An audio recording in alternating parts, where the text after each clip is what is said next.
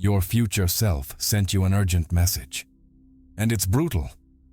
If you don't kill the person you are today, the life you dream of will never exist. This is not a metaphor. There's a part of you, an imposter living inside your body, that's actively sabotaging every chance of happiness you have. It feeds on your anxiety, your fear, and your frustration. And as long as you keep feeding it, your future will just be a copy of your past. In the next few minutes, I'm not going to give you tips on positive thinking.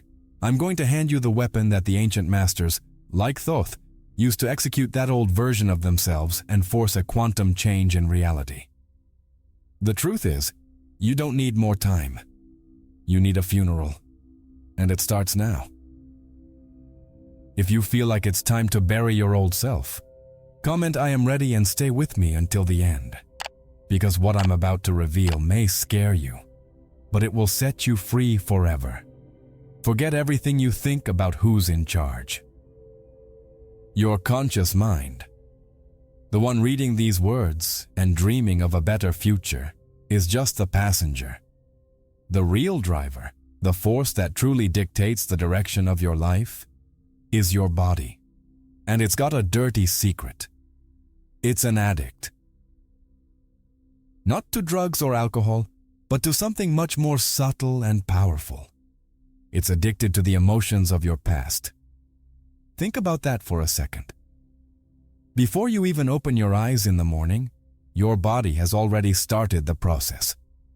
It releases a chemical cocktail into your bloodstream, a familiar mix of cortisol and adrenaline, recreating the anxiety, frustration, or sadness from yesterday. These aren't just feelings. They're real biochemical substances.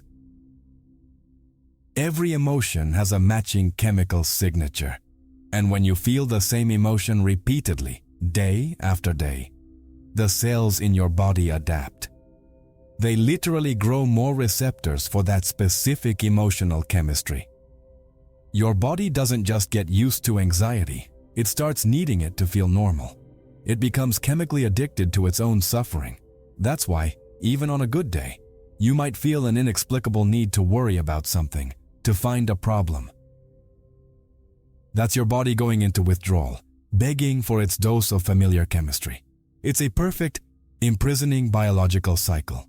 A worrying thought generates the chemistry of fear.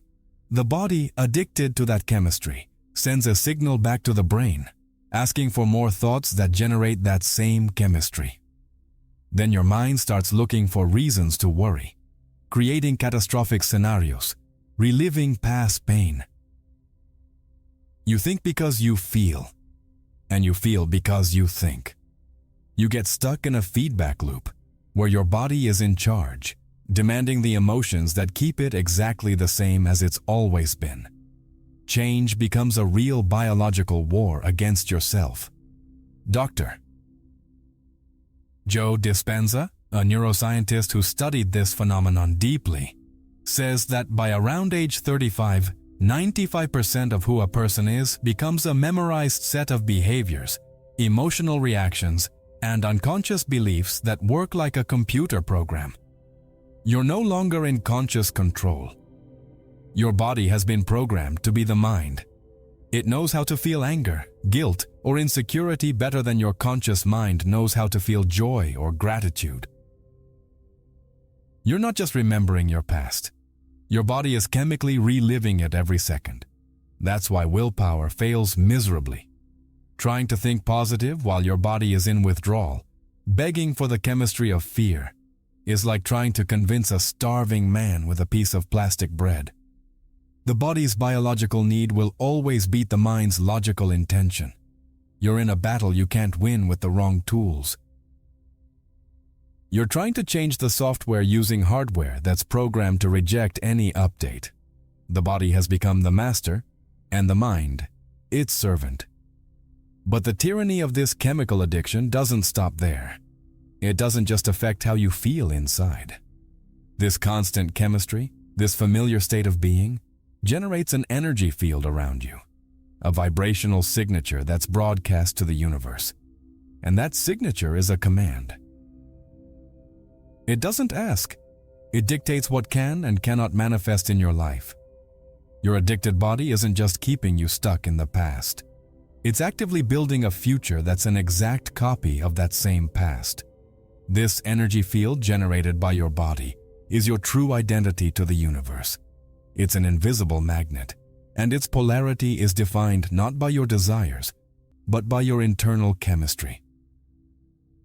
And the science behind the power of this magnet is more impressive and real than any fiction. It's the true force responsible for repelling your dreams before they even get close. Now we reach the science that connects your inner world with your outer reality. Your body, addicted to the chemistry of the past, isn't just a biological machine. It's a powerful electromagnetic magnet. And the epicenter of this power isn't in your brain, as most people think. It's in your heart. Groundbreaking research conducted by the Heart Math Institute revealed a fact that should change everything we've learned about ourselves. The electric field generated by the heart is up to 60 times stronger, and the magnetic field up to 5,000 times stronger than the field generated by the brain. Think about what that means. Your heart's magnetic field doesn't stay inside your body. It radiates outward, stretching for meters in every direction. Right now, you're sitting inside your own energy field, a magnetic bubble constantly interacting with the quantum field around you. This field is your true voice in the universe. It's your personal energetic signature, and it has one crucial characteristic. It doesn't understand Portuguese, English, or any other language. It doesn't respond to your words or your positive thoughts. It only responds to one language, the frequency of your emotion. This is where tragedy strikes for most people. You can spend the whole day repeating the affirmation, "I am rich and prosperous." But if your body is chemically addicted to the anxiety and fear of lack, the emotion you're really feeling is scarcity. And that emotion defines the frequency of your magnetic field.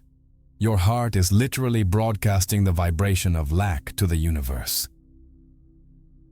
You're unknowingly using a powerful magnet tuned to actively repel the prosperity you want so badly.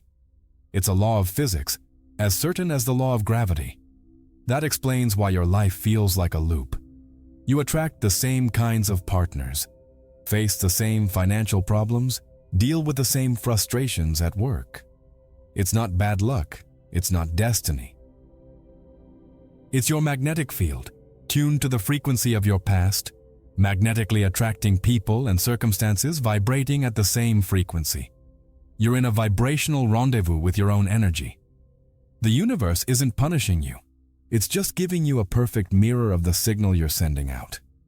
And that signal is generated by your body's chemical addiction.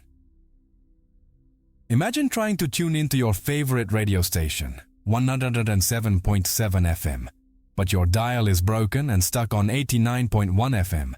A station of pure static.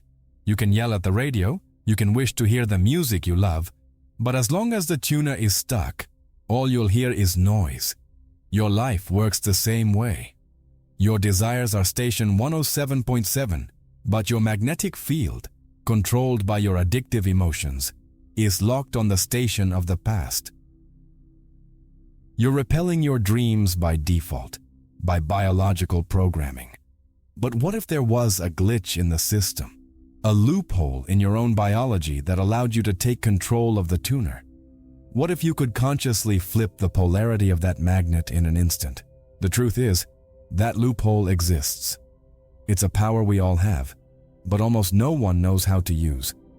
It's the ability to interrupt the automatic program and stop the chain reaction before it starts. It's a 1-second superpower that shuts off autopilot and puts you back in control of the wheel. That power doesn't require years of practice or complex esoteric knowledge. It requires only one thing: your awareness, the ability to become the observer of your own machine. And by doing that, you don't just pause the system. You start dismantling it completely, piece by piece. You're about to discover how to use this power to finally break free from the chains of your past. Picture the scene. Someone cuts you off in traffic. In the blink of an eye, you feel the heat rising in your chest, anger forming, the automatic reaction about to explode. Now imagine you could pause time in that exact millisecond. In that tiny space between the trigger and the reaction, in that almost imperceptible gap, lies a power that can change your whole reality. This is the power that quantum physics calls the observer effect, and it's the key to shutting off your autopilot. In the subatomic world, particles exist in a field of infinite potential, like a cloud of all possibilities, until an observer shows up. The moment consciousness focuses on one possibility, all the others collapse, and only one becomes real. The same principle applies to you. Your automatic emotional reactions are like particles waiting to collapse into a reality. The feeling of anxiety, the wave of sadness, the urge to procrastinate. These are programs waiting to run. But when you learn to become the observer, when you can notice the urge to feel an old emotion without identifying with it, without judging it, without reacting to it, something miraculous happens. You stop being the program and become the consciousness observing the program. You're no longer the actor in the play, you're the audience watching the actor. In that exact moment of detached observation, you pull off an extraordinary neurological and biochemical feat. You literally withdraw your energy and attention from the automatic program. You stop feeding your body's addiction. It's like lifting your finger off the button that triggers the same reaction as always. Neurologically, you deactivate the neural pathways of your survival brain, the reptilian brain that only knows how to fight, flee, or freeze. And by doing that, you allow energy to flow to your thinking brain, the prefrontal cortex, the seat of consciousness and creation. This is the first real and practical step toward freedom. It's the act of pulling your power away from the past. Every time you observe an old reaction without being dragged into it, you weaken the neural connection of that habit. You are literally unraveling the wiring of your old self. You are teaching your body, on a cellular level, that you are no longer a hostage to that emotional chemistry. You're showing it that there's a new way of being, a way where you are in charge, not the unconscious programs. Think of it like taking your hands off the wheel of a runaway car heading toward a cliff.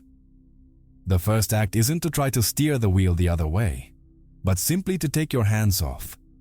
The act of observing is the act of letting go of automatic control. You stop participating in the race to disaster and become a witness. That gives you a precious space, a pause in the vicious cycle of thinking and feeling. In that space, for the first time, you have a choice. You can choose not to follow the familiar road of pain. But just observing, just taking your hands off the wheel, isn't enough to permanently change the car's direction. It's a crucial step, the most important at the start, because it gives you a pause, a breath. It interrupts the flow of energy that fuels the addiction. However, to break the cycle forever and start steering your life toward a new destination, you need to do something that feels counterintuitive and even impossible.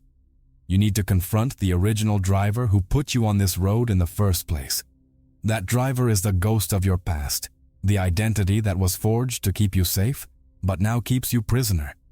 Observing allows you to see the ghost at the wheel. But to truly break free, you need to face it head on. And the nature of this confrontation is what separates those who truly change from those who stay stuck in the cycle forever. Now that you've learned to observe and create space between you and your reactions, it's time to use that space to do something radical. It's time to confront the ghost driver. That old self, that personality addicted to the emotions of the past, is not you. It's a construction, a survival program created in a moment of intense pain in your life. It might have been a humiliation in childhood, a painful failure in adolescence, a betrayal that broke your heart.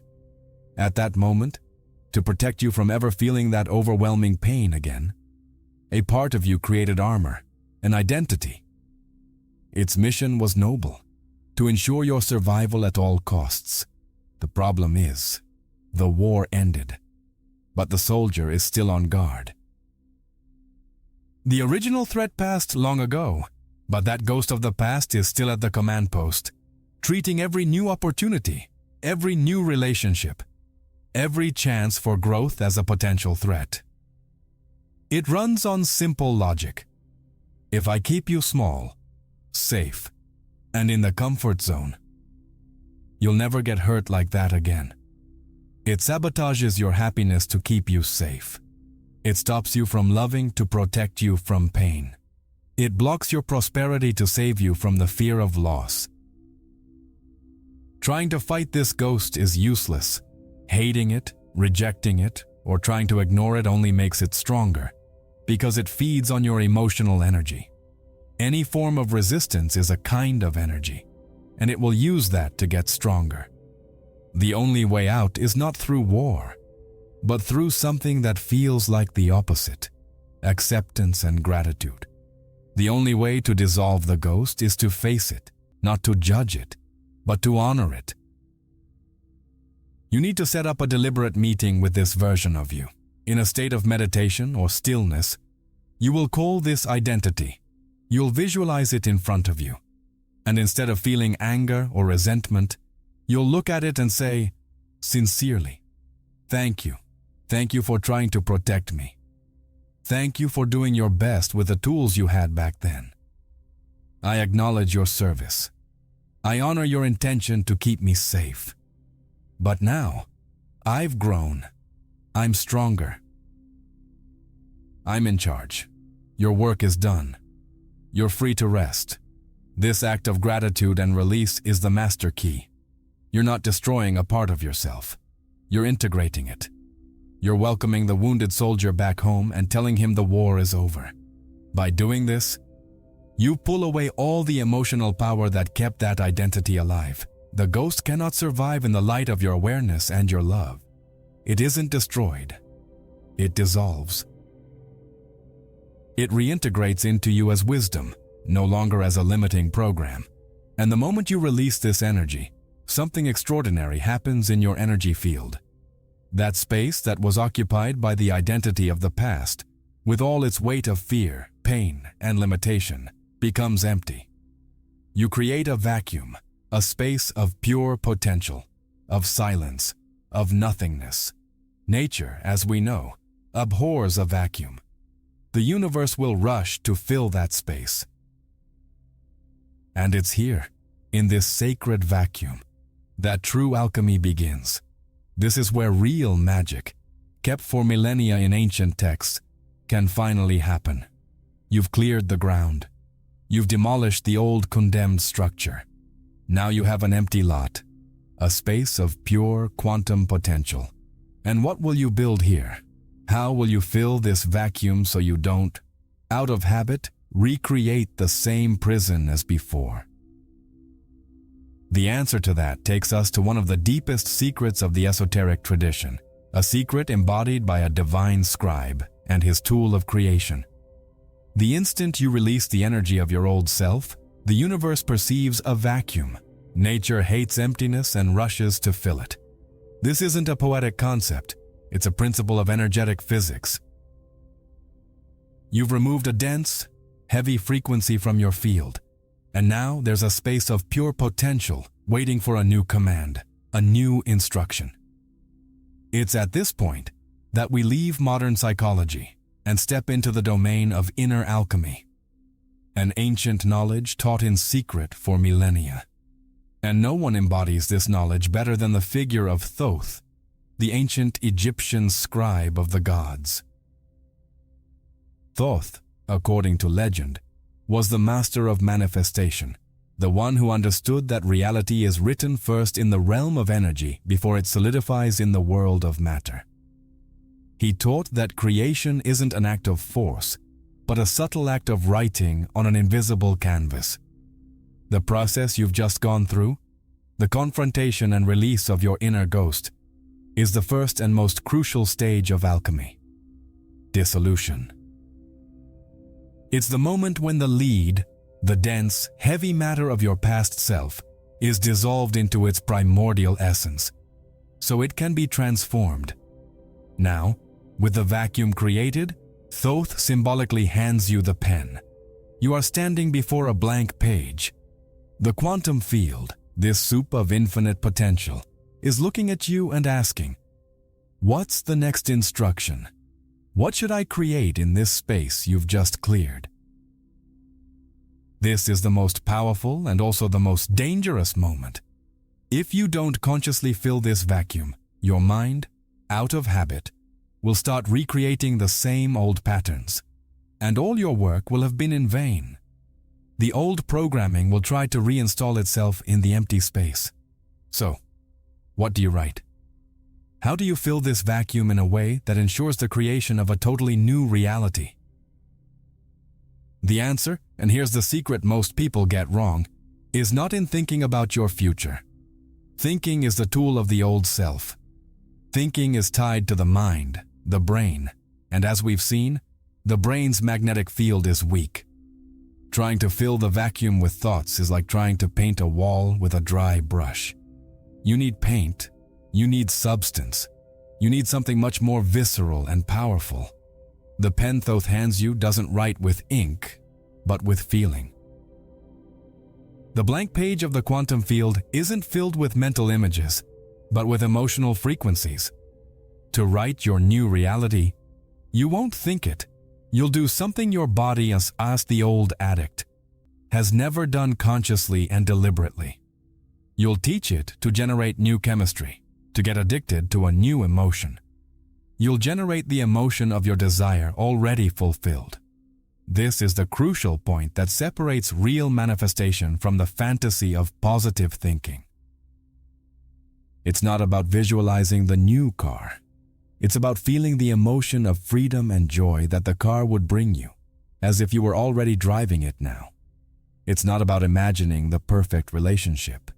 It's about generating the feeling of love, connection, and safety in your heart, here and now, before the person shows up.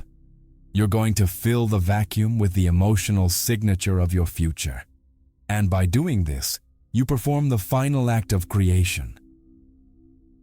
You give the universe the clearest and most powerful command possible. You're no longer asking from the outside. You're becoming the very thing you desire, from the inside out.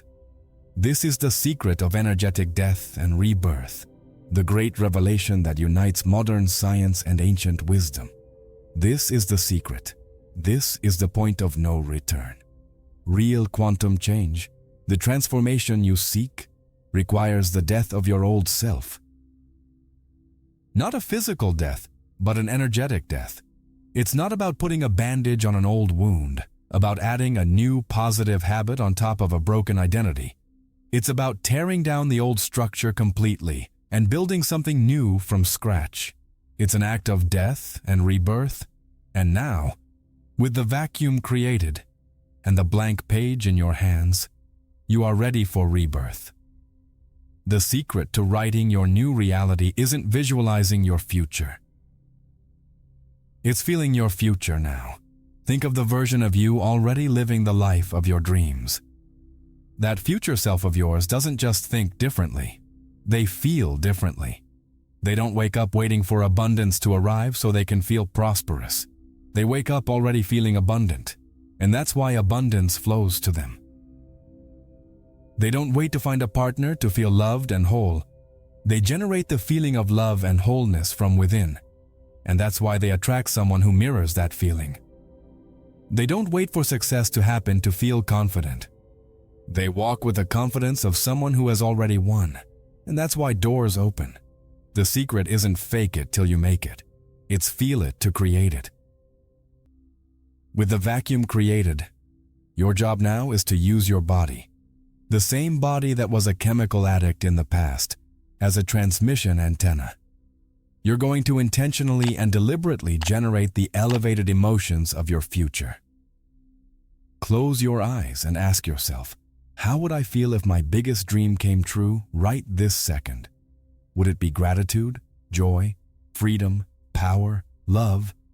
Pick one of those emotions and start feeling it right now, in your heart. Don't think about the emotion, generate it. Take a deep breath and feel gratitude expanding in your chest.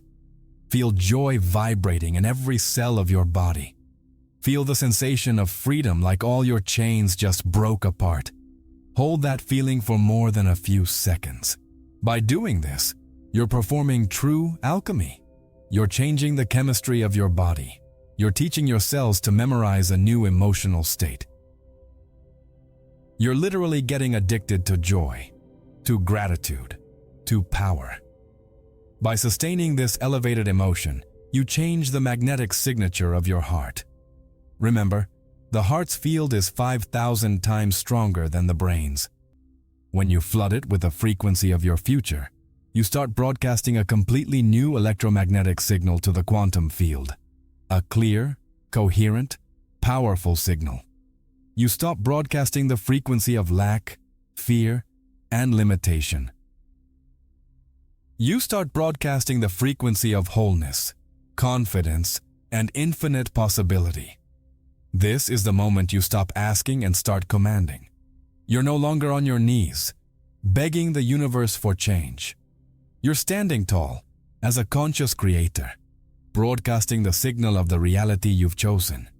You become a magnetic beacon, a vortex of energy that starts to magnetically attract people, opportunities, and synchronicities that match your new frequency. The universe has no choice but to deliver a perfect reflection of your new state of being.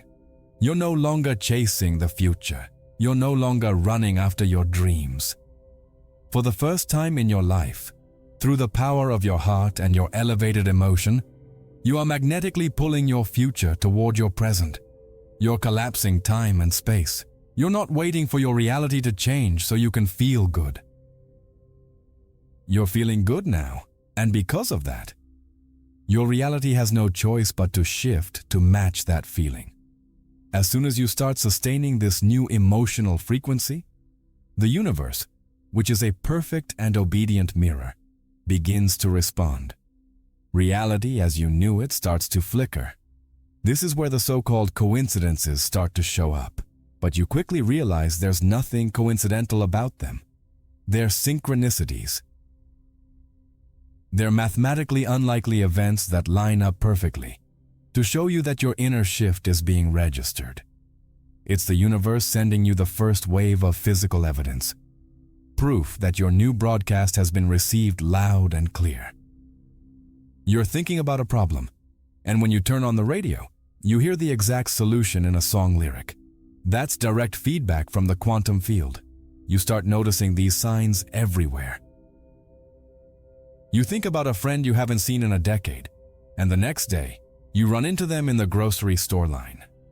You need a specific amount of money to solve an issue, and an unexpected job opportunity comes up that pays exactly that amount. You're seeking guidance and a book falls off a bookstore shelf, opening to a page that speaks directly to your soul. That's not luck.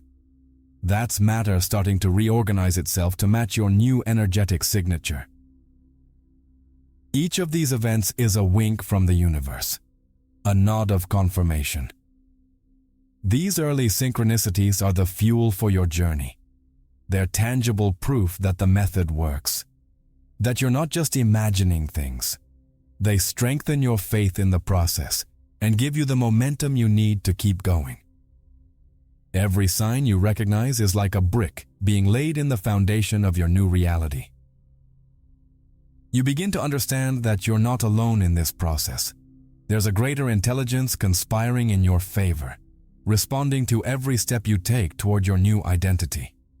You learn to look for these signs, to thank them, and to use them as a map confirming that you're on the right path. The universe is showing you it heard your new command. The message behind every synchronicity is clear and direct. I got your new signal. The frequency of gratitude is being read. The frequency of joy is being recorded. Keep broadcasting. It's a dialogue starting to form between you and the quantum field. You broadcast the frequency through your feeling, and the field responds with an event in the physical world. It's an echo. And the stronger and more coherent your signal, the faster and clearer the echo becomes. The response in your three-dimensional reality, however, these wonderful signs are more than just gifts from the universe. They're also the start of a crucial test. The quantum field is, in a way, checking your seriousness. It's testing if this new frequency is an authentic state of being you intend to sustain, or just a passing whim, a temporary excitement. The universe needs to know if you're truly committed to this new identity. It wants to see if you'll keep broadcasting this new signal even when things get hard, even when the old programming tries to pull you back. These first manifestations are like the first flowers that bloom in spring. They're beautiful and full of promise, but they're also delicate. They prove that the seed you planted was fertile. But the journey from flower to ripe fruit requires consistency, care, and resilience. The universe has given you a taste of what's possible. It's shown you the power you hold. Now, it's going to watch and see what you do with that power, especially when the first storm comes. And it will come. Because while you're celebrating these new and exciting synchronicities, an ancient force inside you is waking up. Your old self, the ghost you thought you released, realizes it's losing control. It feels the shift in the body's chemistry and panics. It won't give up its grip so easily. It's preparing for one last desperate counterattack, using the most powerful weapons it has to try to drag you back into the old, familiar prison. After the initial euphoria, after the first signs and synchronicities that filled you with hope, comes the trial by fire. Your body, which spent decades, maybe your whole life, running on the chemistry of stress, fear, and victimhood, doesn't drop its addiction overnight. It's like a wild animal that was tamed for a short while, but still carries its instinctive nature. The ghost of your old self, feeling the loss of power, craving its daily dose of cortisol and adrenaline, will launch a fierce and calculated counterattack to pull you back into familiar territory. It won't announce its arrival. It'll come subtly, sneakily, using its most effective weapons, the ones it knows work best on you. For some, it will be a painful memory from the past surfacing out of nowhere, with all the emotional charge intact, making you relive the pain as if it's happening now. For others, it'll be the reappearance of someone from the past, a toxic ex, a critical family member, who shows up to push exactly the buttons that destabilize you. It's a reaction test, a trap to see if you'll take the bait. The ghost's most common and powerful weapon, though, is doubt. An overwhelming wave of thoughts flooding your mind, whispering lies that sound like absolute truths. This is all nonsense. Did you really think you could change? Look at you. Nothing really changed. It was just luck. This is too good to be true. Something terrible is bound to happen to balance it out. Who do you think you are to deserve all this? You're not good enough.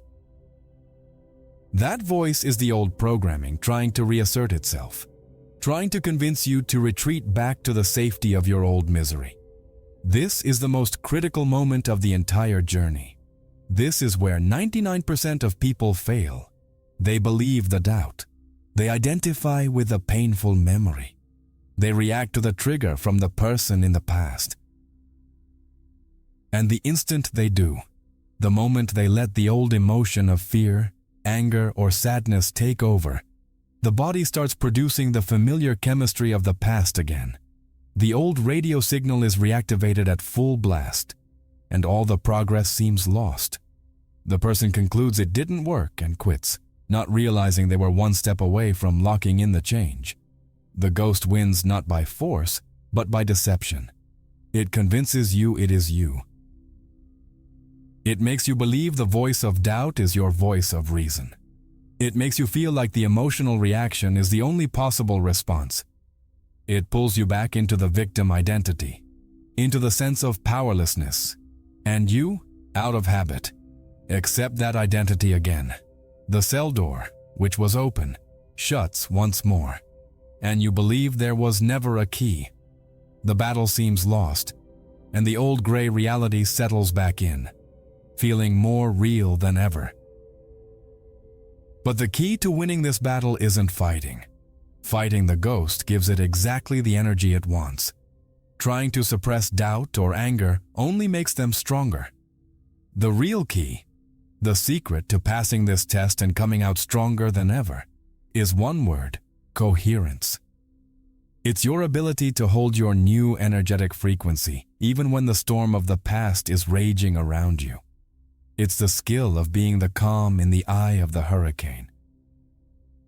You can't stop the storm from coming.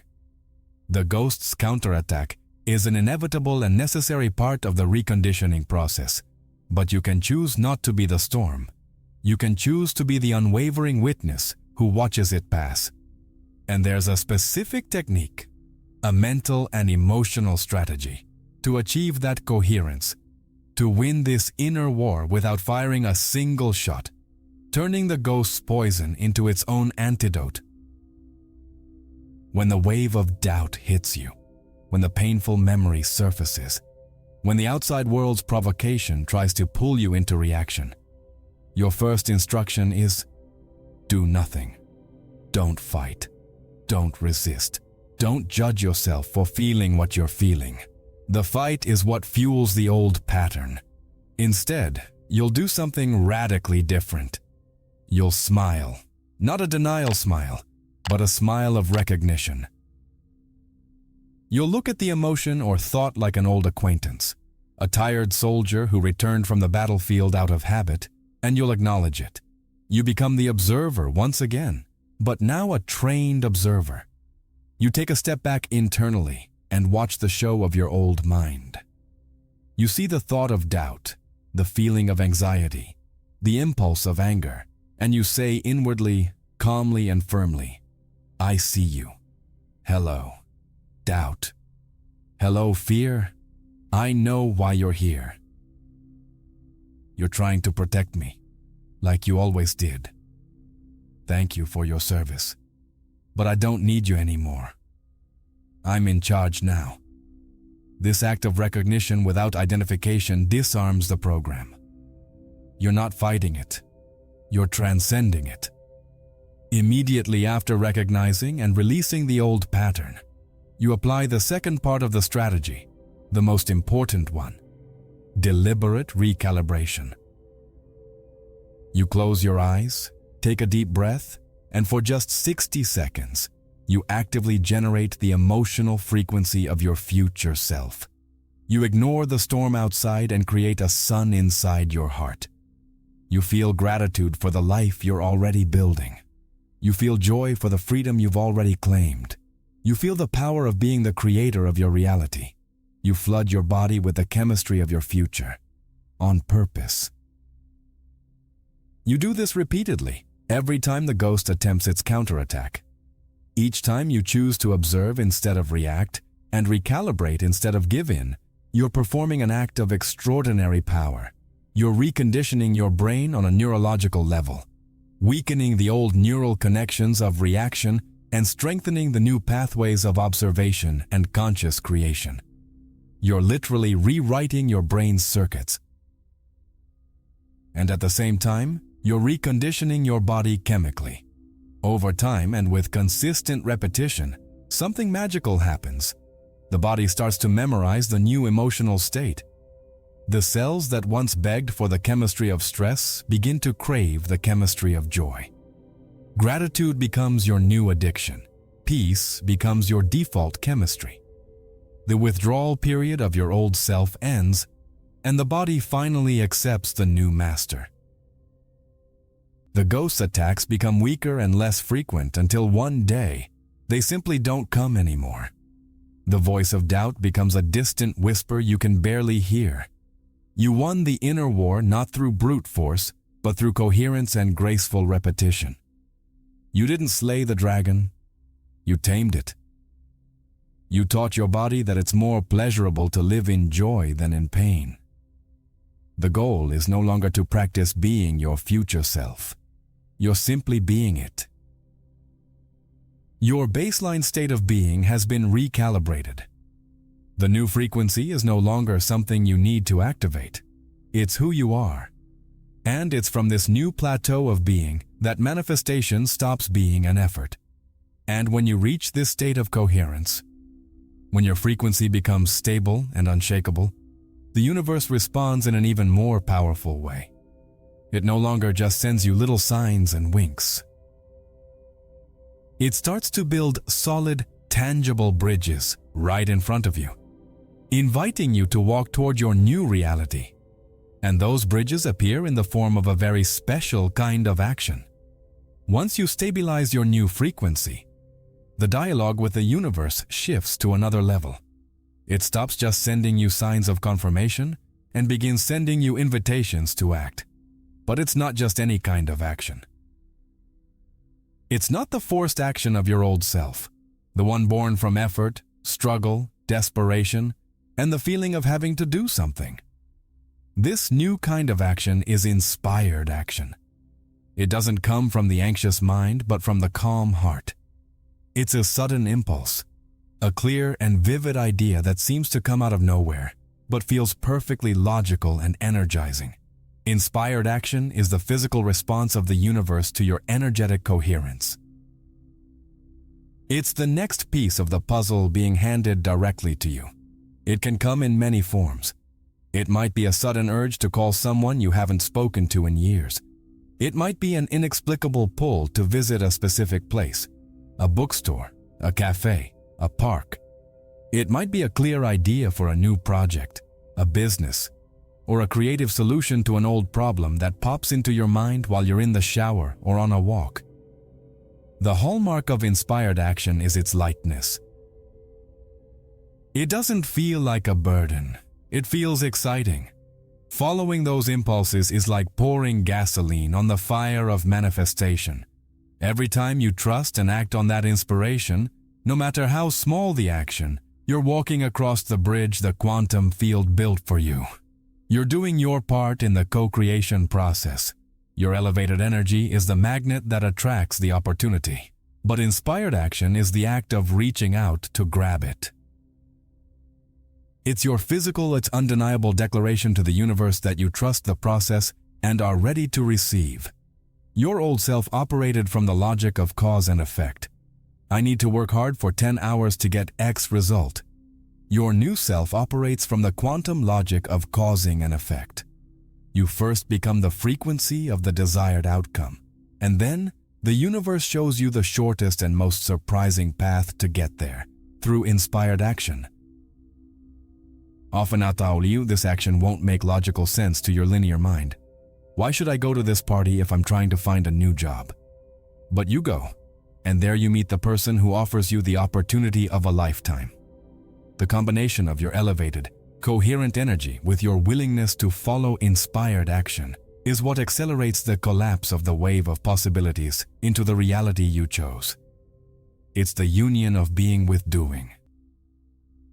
You become the vibration of your desire, being, and then act when inspiration arises, doing.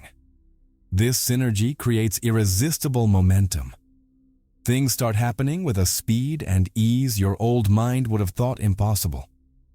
You stop trying to break down doors and realize that the right doors simply open for you at the exact moment. Many people receive the inspiration but hesitate. The logical mind interferes. That's silly.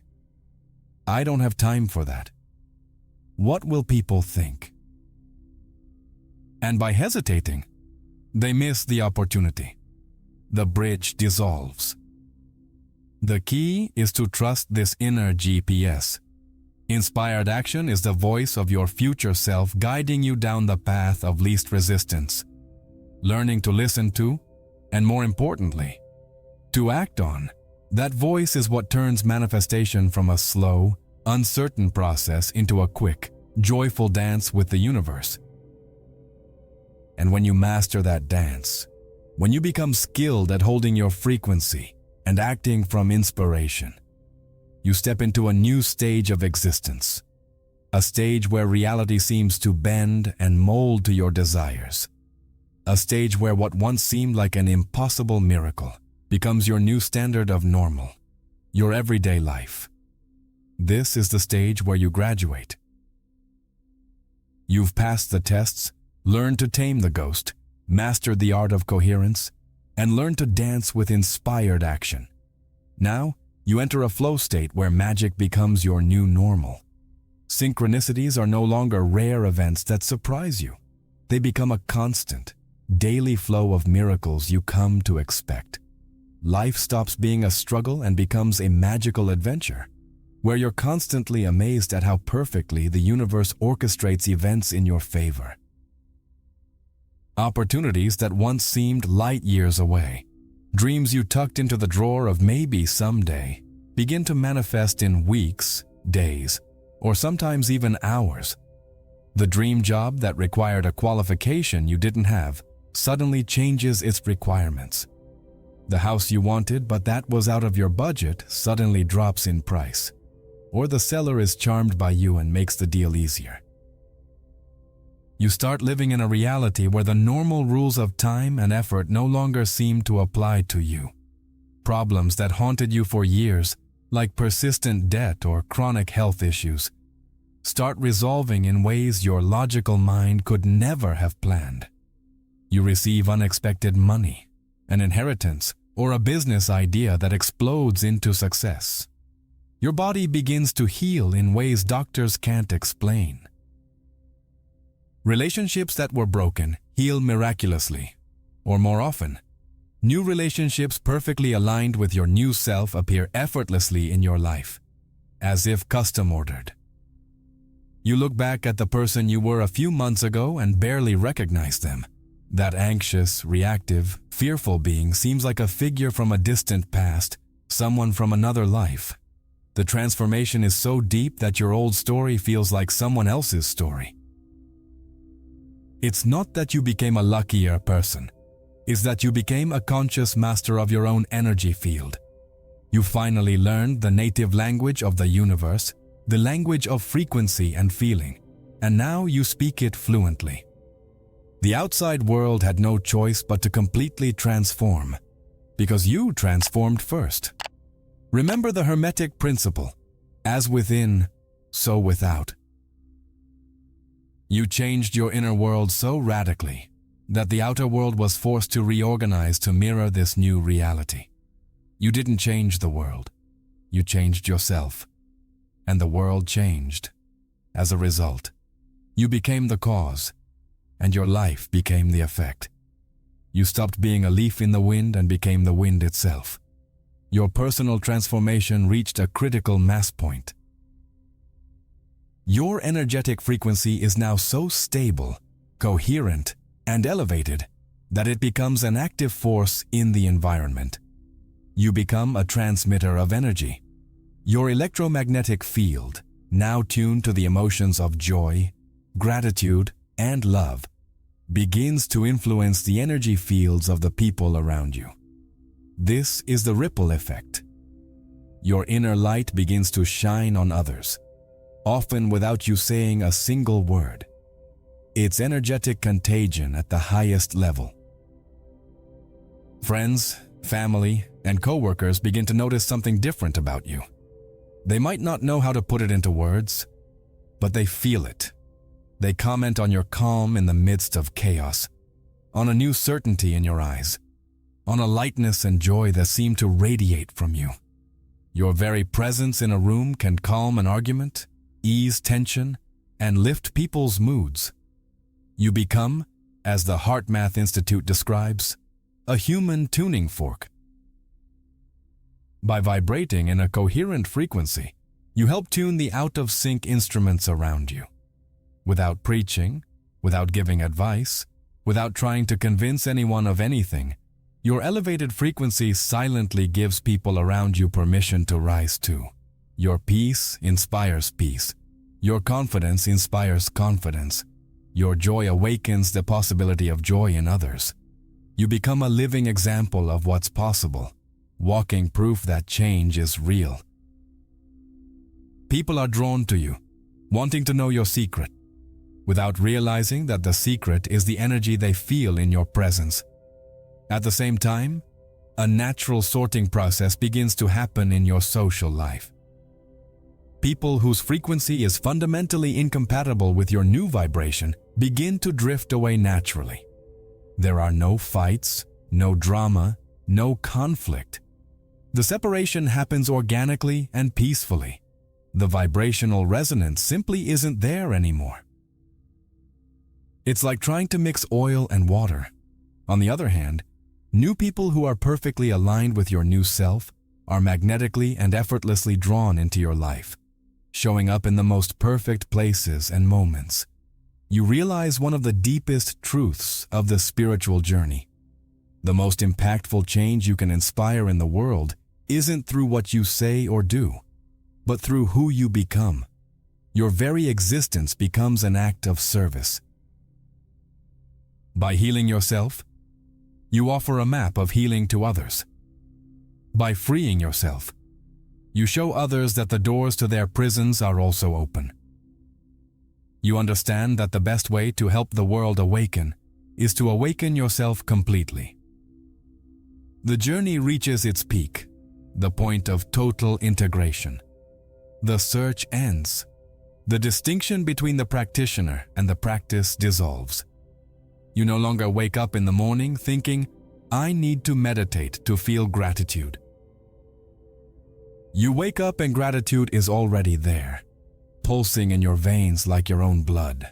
It's your natural state of being. You no longer have to try to hold an elevated frequency in the midst of a challenge. The elevated frequency is your new default, and challenges are simply opportunities to express it even more. The ghost of your old self is no longer a threat, not even an annoying memory. It has become your origin story, chapter 1 of the hero's journey that you now honor and thank. You look at the pain and struggles of your past, not with resentment, but with deep gratitude, because you understand it was precisely the pressure of that coal that created the diamond you've become. You fully integrated your shadow, and by doing so, you became whole. There's nothing left inside you to fight against. Manifestation stops being a goal or a technique. It becomes a natural and effortless byproduct of your state of being, like fragrance is the byproduct of a flower. You no longer need to focus on attracting things. You simply become the version of yourself that already has them. And the universe, as a perfect mirror, reflects that identity into your physical reality. Things no longer come to you. They come through you. You become a channel for the universe's abundance, love and coherence and creativity to express themselves. It's here that you realize the final truth, the greatest of all. You're no longer playing the game of creating your reality, because you've awakened to the fact that you are reality. Your consciousness isn't something that exists inside the universe. Your consciousness is the fundamental substance the universe is made of. Your personal energy field isn't just something that influences matter. It's the very creative force that organizes energy into matter. You and universal intelligence are one. Now, in your state of mastery and integration, you finally understand. That cry you used to hear in the silence of the night, that feeling of emptiness and longing, wasn't a cry of despair or condemnation. It was a call. It was an invitation home. Your future self, the version of you already living in this expanded awareness, wasn't scolding you for your failures or judging you for your slowness. It was guiding you, pulling you, showing you the way through the maze of your own mind. It was the beacon on the other shore, showing you the crossing was possible. It knew, with the clarity of wholeness, that for you to arrive where it was, the old self had to be released.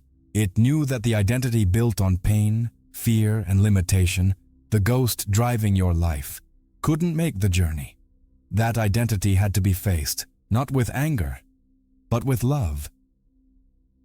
It had to be thanked for its service of protection and finally released so something new could be born.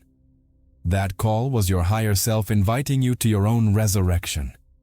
The death of your old self, which at first seemed so terrifying, is now seen for what it really was. Not destruction, but liberation. You didn't kill a part of yourself.